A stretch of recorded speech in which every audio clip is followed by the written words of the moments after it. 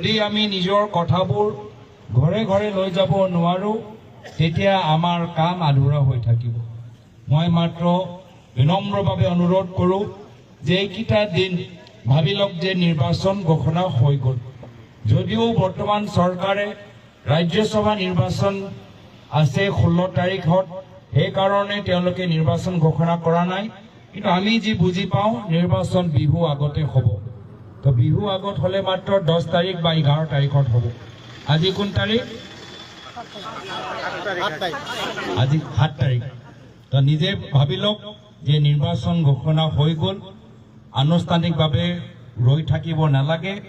এতিয়াই যিদৰে নিৰ্বাচনত বুথ কমিটি ঘৰে ঘৰে যোৱা আপোনালোকে যিদৰে স্কেডিউল বনায় সেইখিনি কাম কৰাটো বহুত প্ৰয়োজনীয় হৈছে। মই আশাবাদী যে ৰাইজে আপোনালোকক স্বাগতম জনাব, ৰাইজে আপোনালোকক সুপৰামৰ্শ দিব, মাৰ্গদৰ্শন প্ৰদান কৰিব, আশীৰ্বাদ প্ৰদান কৰিব আৰু নিশ্চয় ৰাইজে এবাৰ বিচাৰে কংগ্ৰেছৰ নেতৃত্ব চৰকাৰ। মই বিশেষ দীঘলীয়া আৰু নকৰোঁ, বিভিন্ন ঠাইত যাবলগীয়া আছে। আপোনালোকে যিদৰে আমাক আজি আদৰিছে তাৰ বাবে মই যোৰহাট জিলা কংগ্ৰেছক আৰু মোৰ ফালৰ পৰা শুভেচ্ছা জ্ঞাপন কৰিলোঁ। ইতিমধ্যে দিয়ক সমষ্টিত আমাৰ পল্লৱী শইকীয়া গগৈ ডাঙৰীয়ানীক আমাৰ পাৰ্টিৰ ফালৰ পৰা আগবঢ়াই দিছে। মোৰ ফালৰ পৰা তেওঁলোকক মই শুভেচ্ছা জ্ঞাপন কৰিছোঁ। আৰু যিসকল আজি তাৰিখত আমাৰ যোৰহাট আৰু তিয়কত আজি যিসকল আমাৰ প্ৰাৰ্থী তালিকাৰ ভিতৰত তেওঁলোকৰ নাম নোসোমালে, তেওঁলোকে নিজৰ মন বেয়া কৰিব নালাগে বা নিজৰ দুখ প্ৰকাশ কৰিব নালাগে। দলৰ স্বাৰ্থত, অসমৰ স্বাৰ্থত আমি আগবাঢ়ি যাওঁগৈ। সকলোৱে যিদৰে ইমান দিন দলৰ হৈ কাম কৰি আছে, কাৰো কষ্ট ব্যৰ্থ নহয়, সকলৰ কষ্ট ইতিমধ্যে আমি মনত আমি নোট কৰি ৰাখিছোঁ যে কোনে কোনে সঁচাকৈ এইকেইটা দিনৰ ভিতৰত ভালদৰে কাম কৰি আছে। সকলৰ ভৱিষ্যত উজ্জ্বল, এইখিনিয়ে কথা কৈ মই পুনৰবাৰ চবকে ধন্যবাদ জ্ঞাপন কৰি নিজৰ চমু দুআষাৰ ইয়াতে সামৰিছোঁ। ধন্যবাদ। জয় হিন্দ, জয় আই। भाइयों और बहनों, चुनाव का दिन, मतदान करने के लिए जब जाओगे सिलेंडर में जाते समय नमस्कार करके जाना। कोई सिलेंडर ना है, कोई सिलेंडर ना है। 70 বছৰত চিলিণ্ডাৰৰ দাম কংগ্ৰেছ চৰকাৰত 450 টকা হৈছিলে আৰু আজি এওঁলোকে 3টা টাৰ্মত 70 বছৰৰ অভিলাষ ভংগ কৰি চিলিণ্ডাৰৰ দাম প্ৰথমতে 1250 টকা আৰু এতিয়া তেওঁলোকে 950 টকা কৰি যোৱাকালিৰ পৰা এই যে অৰুণোদয় যে এতিয়া আপোনালোকক 8,000কে বাইদেউসকলক দিব, যোৱাকালিৰ পৰা গেছৰ চিলিণ্ডাৰত 62 টকাকৈ জেপ কাটা আৰম্ভ কৰিলে। বুজিছে নে অংকটো? আজি নাৰী দিৱসৰ দিনা মই আজি ইয়াৰ পৰা আপোনালোকক এটা কথা ক'ব বিচাৰিছো, এহাতে দিছে এহাতে জেপ কাটিছে। কেনেকে দিছে আৰু কেনেকে জেপ কাটিছে মই কম, বাকী তিৰ্কি ডাঙৰীয়া, গৌৰৱ গগৈ ডাঙৰীয়াই ক'ব। মই আপোনালোকক কৈছো 1250 টকা যে মাহিলী দিছে, দৈনিক 1250 টকাক 30 দিনেৰে হৰণ কৰিলে দৈনিক এগৰাকী মহিলাই 41 টকা পায়, হয়নে নহয়? আৰু সেই 41 টকাৰ বিপৰীতে এই চৰকাৰে 1200 টকা দিবৰ কাৰণে চৰকাৰী যি ঋণৰ বোজা লৈছে, চৰকাৰৰ ম্যাদ আছে আৰু মাত্ৰ 30 দিন। চৰকাৰে যোৱাকালিও 900 কোটি টকা ধাৰৰ কাৰণে তেওঁলোকে ৰিজাৰ্ভ বেংকত তেওঁলোকে খতিয়ান দিছে, আকৌ ধাৰ ল'ব। আৰু এই ধাৰৰ বোজা ধাৰ মাৰিবৰ কাৰণে যোৱাকালি চিলিণ্ডাৰৰ দাম বৃদ্ধি কৰিলে। নৰেন্দ্ৰ মোদী ডাঙৰীয়া আজি যেতিয়া 15 দিন আগত অসমলৈ আহিছিলে এই এয়াৰপোৰ্ট মুকলি কৰিবৰ কাৰণে, তেতিয়া কি ক'লে যে मैं आसाम की भाइयों और बहनों को बधाई देता हूं क्योंकि स्मार्ट मीटर मेरे पूरा इंडिया में आसाम में ज्यादा स्मार्ट मीटर मैंने लागू कर दिया। आप लोगों को उसका मतलब क्या है? जो অসমৰ মানুহক স্মাৰ্ট মিটাৰৰ জৰিয়তে ৰাম ঠগন আৰু লুণ্ঠন দিয়া তেওঁলোকে যিটো কাম কৰিলে, ইয়াৰ উত্তৰ আপোনালোকে ইভিএমত এবাৰ দিব লাগিব। দিব নে নিদিব? আজি মই মৰাণৰ পৰা नरेंद्र मोदी खुरीब विचारिशो भाइयों और बहनों बोल के जो आप इसमें बोल के गया है, आपने जो सिलेंडर का बारे में बोल के गया था, आपने जो स्मार्ट मीटर का बारे में बोल के गया था, असम का आम जनता इस बार मतदान का टाइम ईवीएम में इसका जवाब देगा कि नहीं देगा?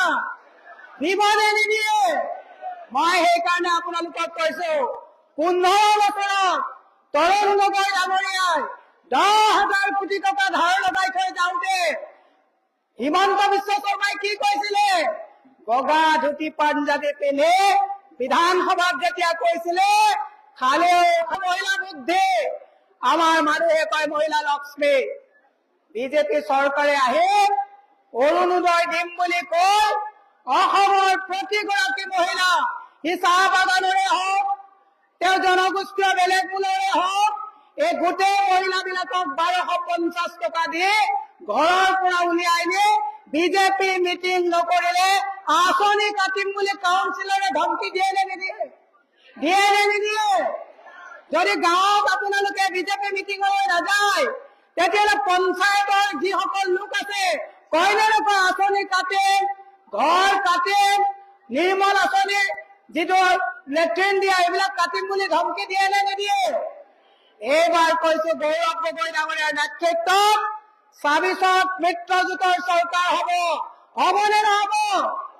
তৰুণ গগৈৰ দৰে অসমৰ মানুহক শান্তিৰে থাকিব পৰা এজন মুখ্যমন্ত্ৰী লাগে নে নালাগে? আৰু যদি লাগে ইভিএমত শুদ্ধ আৰু সঠিক সিদ্ধান্ত ল'ব লাগিব নে নালাগিব? লাগিব। এইবাৰ চৰকাৰ কংগ্ৰেছৰ চৰকাৰ হ'ব। মই আপোনালোকক কৈছো, আপোনালোকক মই এটা কথা ক'ব বিচাৰিছো যে এইখন চৰকাৰে 10 বছৰে মই যিহেতুকে নিজে এগৰাকী মহিলা, নিজে এগৰাকী মাতৃ, মই এইখন চৰকাৰে 10 বছৰে অসমৰ মহিলাক কেনেকে ঠগিলে কেইটামান কথা কৈ যাব বিচাৰিছো। এওঁলোকে অমৃত কলহৰ নামত পাৰি লগোৱা চাদৰলৈ আপোনালোকক ৰাস্তাত খোজ কঢ়াইছিলে নে নাই? কিন্তু কিবা পালেনে অমৃত কলহৰ নামত?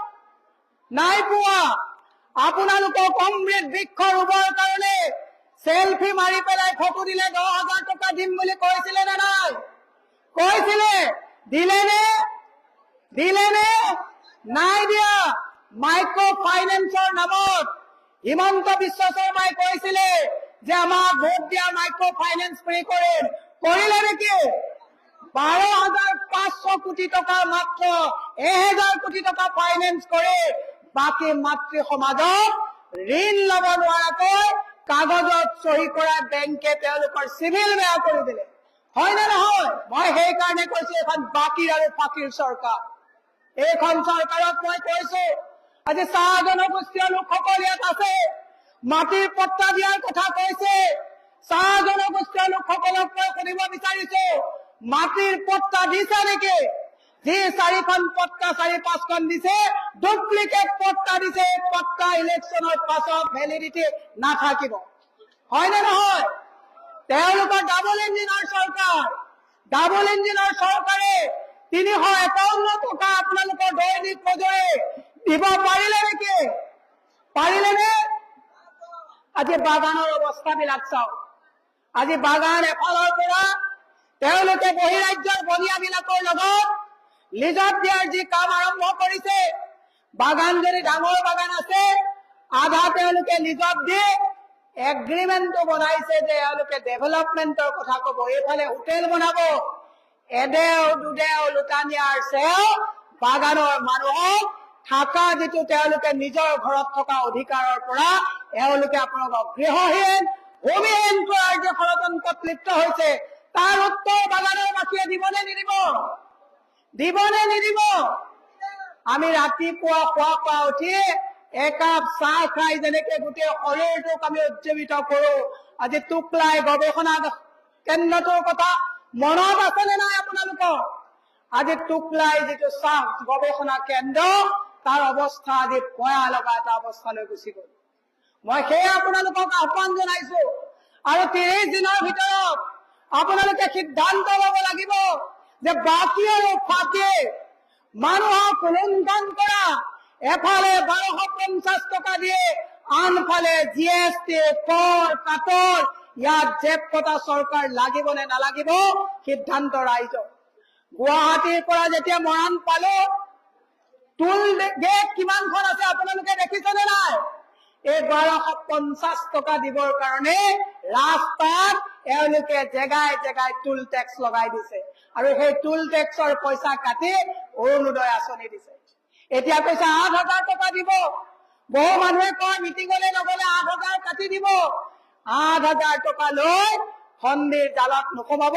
বিহাৰত 1,50,00,000 মানুহক 10,000 টকাকৈ ইলেকশ্যনৰ আগত দি এতিয়া চক্ৰবিধি সোধত তেওঁলোকক পইচা ঘূৰাই বিচাৰিছে। আজি দুখ লাগে অসমৰ মহিলা সমাজ আগতে আমি যদি দুখীয়া গৰীবো আছিলো হাত পাতাৰ প্ৰৱণতাটো কম আছিলে। বিজেপি চৰকাৰে অসমৰ মহিলাবিলাকক এনেকুৱা এটা পাকচক্ৰত ভৰাই দিলে আজি 90% গাঁৱৰ মহিলা যদি মৃত্যু হয় বন্ধনৰ ধাৰাত মৰিব নহয় গোটৰ ধাৰাত মৰিব, মুঠতে ধাৰ নোহোৱা মহিলা কোনো নাই, এটা পাকচক্ৰত সোমাই গ'ল। এওঁলোকে লাখপতি বাইদেউৰ কথা কয়। লাখপতি বাইদেউ মানে 10জনী বাইদেউৰ মাজত 10,000 টকাকৈ দিলে কেনেকে এগৰাকী বাইদেউ লাখপতি হল এই অংকটো মহিলা সমাজে যদি বুজি নাপায় তেতিয়াহ'লে আমি সৰস্বতী বুলি পূজা কৰা সৰস্বতী মায়ুত্ববধ মানিব যে যাক মই বুদ্ধি দিছো আজি অসমৰ মহিলা বুদ্ধি ভ্ৰষ্ট হৈছে। মই সেইকাৰণে আপোনালোকক আহ্বান জনাইছো যে আমি এনেকুৱা এজন নেতাৰ নেতৃত্বত নিৰ্বাচনত প্ৰতিদ্বন্দ্বিতা কৰিবলৈ গৈ আছো যিজন নেতৃত্বৰ এটা বিশাল অসমক লৈ এটা চিন্তা আছে, দৰ্শন আছে। আমি গৌৰৱ গগৈ ডাঙৰীয়াৰ নেতৃত্বত ইয়াত থকা প্ৰতিজন আমাৰ প্ৰাৰ্থী দলে নিশ্চয় সকলোকে ভাল প্ৰাৰ্থী দিছে আৰু দিব। আপোনালোকে বিপুল ভোটত জয়যুক্ত কৰি এইবাৰ তেখেতক মুখ্যমন্ত্ৰী বনোৱাৰ ক্ষেত্ৰত আপোনালোকে কাণ্ডাৰী হিচাপে কাম কৰিব লাগিব। সেয়ে মই বেছি দীঘলীয়া নকৰো। সভাপতি মহোদয় আছে, তিৰ্কি ডাঙৰীয়া